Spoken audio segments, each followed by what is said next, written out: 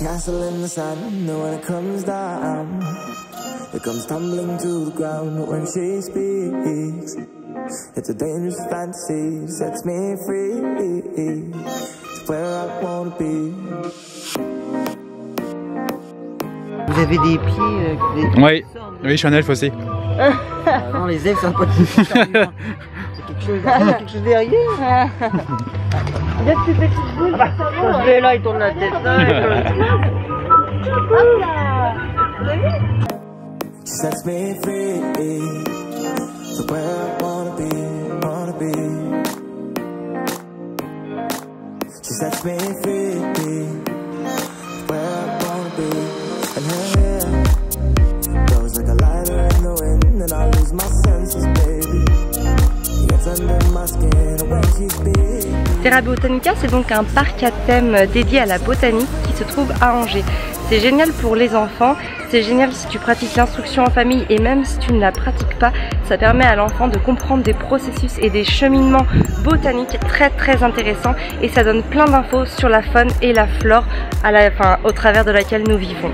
Donc c'est vraiment très intéressant pour les enfants et même pour les adultes, ça reste très ludique.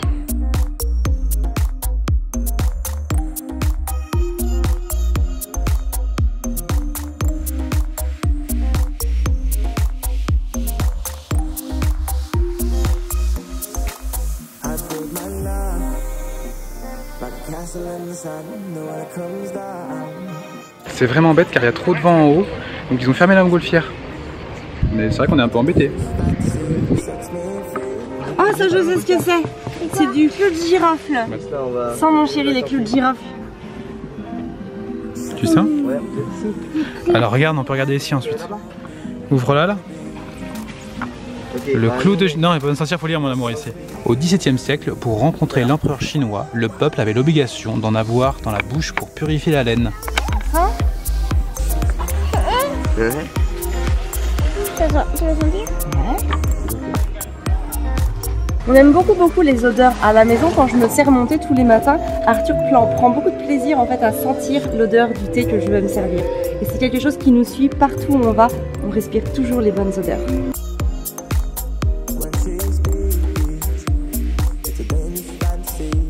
Alors une très bonne épice pour la santé, c'est le curcuma. À la maison, on utilise le curcuma tous les jours. On saupoudre quasiment tous nos plats en curcuma.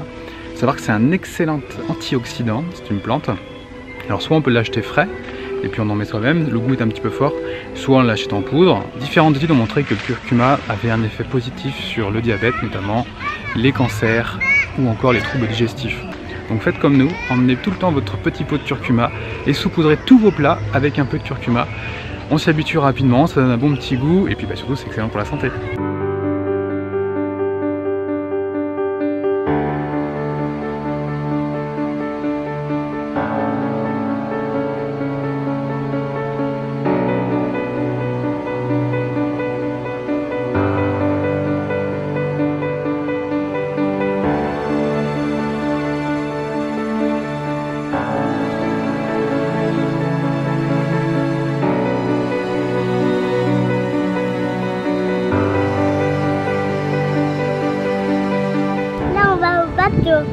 On va au bateau?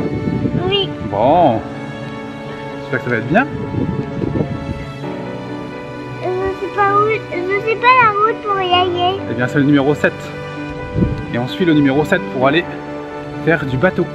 Oui. Ça s'appelle l'Odyssée botanique. Oui. Puisqu'on va rencontrer différents mondes de fleurs. On est dans le bateau. Ça y est, on est dans le bateau. Oh, oula, ça tangue dans le bateau.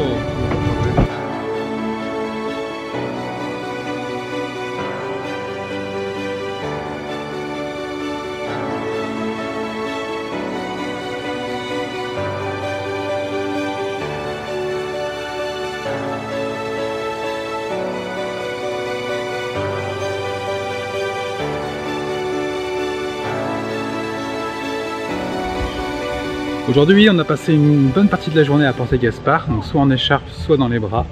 Donc c'est vraiment une volonté et un choix de notre part. On pourrait très bien avoir une poussette. L'inconvénient d'une poussette, c'est que l'enfant, il ne peut pas découvrir les choses, il ne peut pas découvrir ce qui l'entoure, il ne peut pas bouger par lui-même, il ne peut pas toucher par lui-même. Et là, aujourd'hui, il est dans mes bras, il regarde plein de choses, là il joue avec mes lunettes. Quand il veut toucher quelque chose, je l'emmène. Alors qu'en poussette, malheureusement, il n'aurait pas pu. Et du coup, il s'habitue à ne pas être actif. Alors que là, il a été actif toute la journée. Lors des attractions, je le posais par terre et puis il allait vaquer à ses petites occupations. Et puis voilà, quoi, il est content, ce soir il va être fatigué et surtout, il va bien dormir.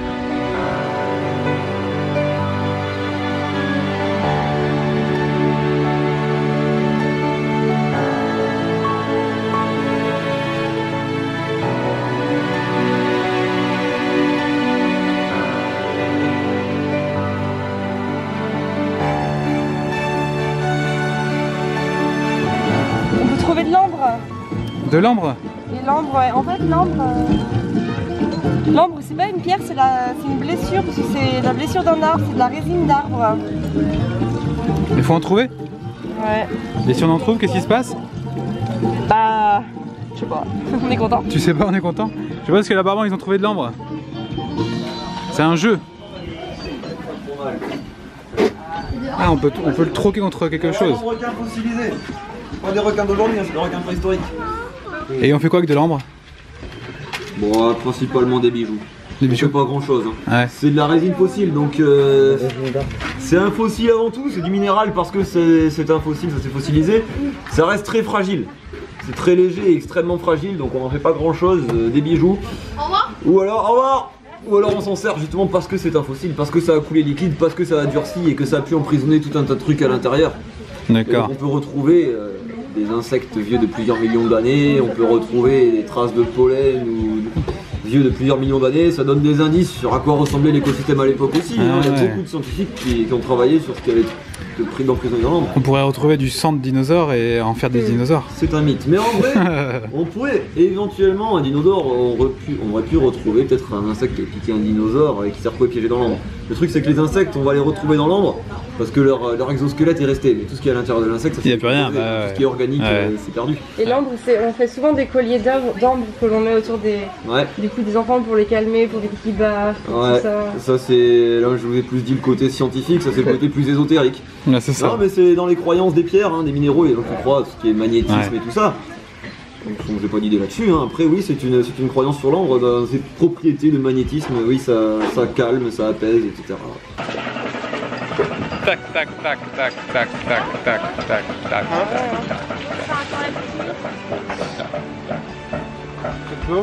Bon, fin de la journée à Terra Botanica. Ouais. On rentre? Ouais. Allez go. Et encore je l'ai touché.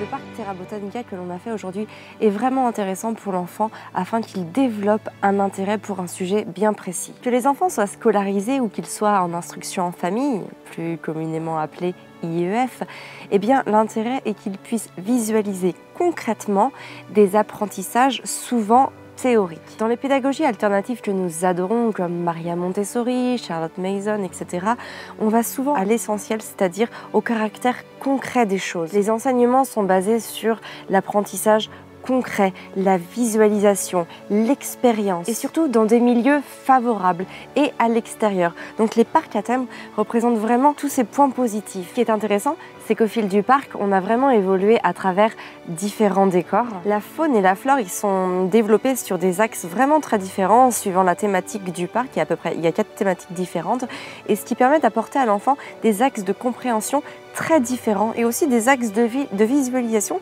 qui vont lui permettre de comprendre certaines choses sous différents angles, ce qui est vraiment très intéressant pour l'apprentissage concret. Souvent dans ces parcs, ce qui est vraiment très intéressant, c'est l'apprentissage ludique, c'est-à-dire tous les jeux qui sont proposés. Il faut savoir que dans les 4 grands thèmes du parc, eh bien, à chaque fois, il y a un thème qui est évidemment repris sous la forme du jeu pour les enfants. Et là, c'est très intéressant parce qu'on soit dans le bac à sable à chercher des fossiles, qu'on soit à travers l'eau à chercher de l'ambre, qu'on soit n'importe où à travers un lancer de balles pour représenter le pollen des fleurs, l'enfant en fait il va beaucoup mieux comprendre et c'est très très intéressant ce côté ludique dans les apprentissages. Nous ce sont des choses qu'on fait très régulièrement, nos enfants sont en instruction en famille, on doit donc développer les apprentissages autour du jeu pour que cela soit toujours intéressant pour les enfants et pour qu'ils aient toujours envie d'en savoir plus. C'est vraiment quelque chose sur lequel nous axons toutes nos priorités pour que l'apprentissage reste un moment de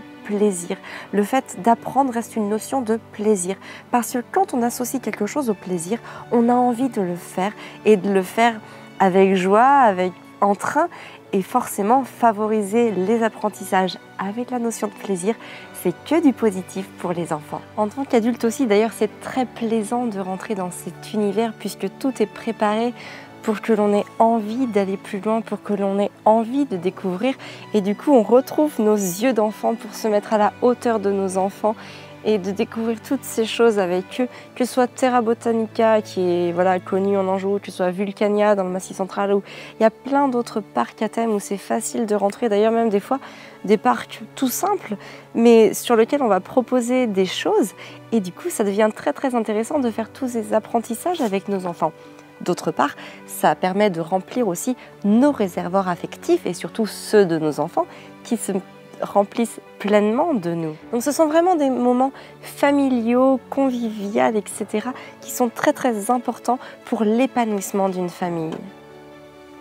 Ce sont aussi des sorties qui nous aèrent du quotidien, qui nous permettent de voir d'autres choses et en plus d'ancrer des apprentissages visuellement et concrètement parlant pour les enfants, ça permet vraiment de retrouver pleinement une atmosphère sereine avec ses enfants. Aujourd'hui, à presque 4 ans, Arthur a été ébloui par plein d'apprentissages visuels, olfactifs, tactiles. Par contre, pour un enfant de 5, 6, 7, 8 ans, ça peut être encore plus intéressant parce que les apprentissages arrivent à des périodes beaucoup plus concrètes pour l'enfant.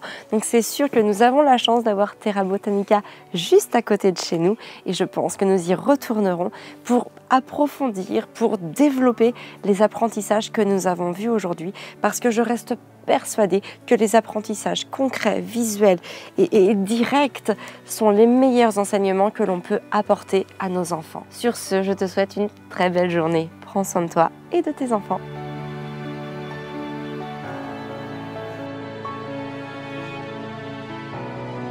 Ce matin, on est tous les deux avec Arthur. On est parti donc faire la cueillette. Amélie et Gaspard sont restés à la maison. Amélie en profite pour travailler un petit peu. Et puis moi, je fais la cueillette avec mon Arthur. Donc là, on est dans le champ de